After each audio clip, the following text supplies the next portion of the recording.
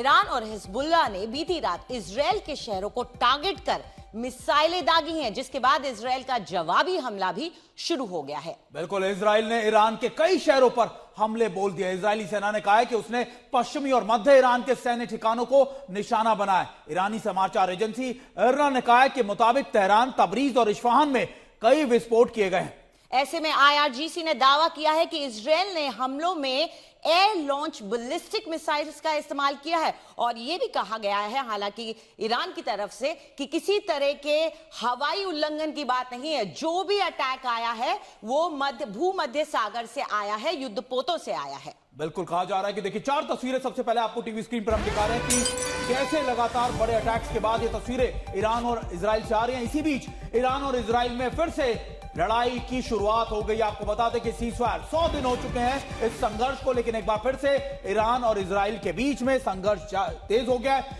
Iran ने Israel पर फिर से बड़े ताबड़तोड़ हमले किए हैं। तो खबर यही आ रही है कि एक बार फिर से ईरान ने इजरायल पर अटैक कर दिया है। इजरायल के कई शहरों में धमाके की आवाजें सुनाई दे रही हैं, सायरन बज रहे हैं, लोगों को आगाह किया जा रहा है कि आप बंकरों पे चले जाएं, ध्यान रखें, होम डिपार्टमेंट की तरफ से जो कहा जाता है उसको फॉलो करें। यरूशलेम में भी धमाके की आवाज सुनाई गई है। वैसे ही आपको बताया जा रहा है कि दावा यह है कि इजरायली मीडिया कह रही है कि कई जगह धमाके हुए हैं।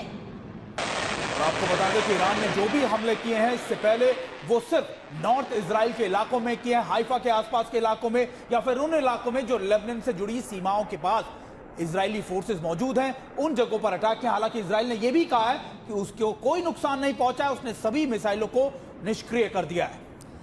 लेकिन बड़ी खबर इस वक्त, धमाकों की आवाज कई शहरों में। आखिर ये धमाके क्या हैं? और एक अलर्ट भी जारी किया गया है लोगों के बीच में, जो इजरायल की तरफ से किया गया है कि आप लोग सावधान रहें।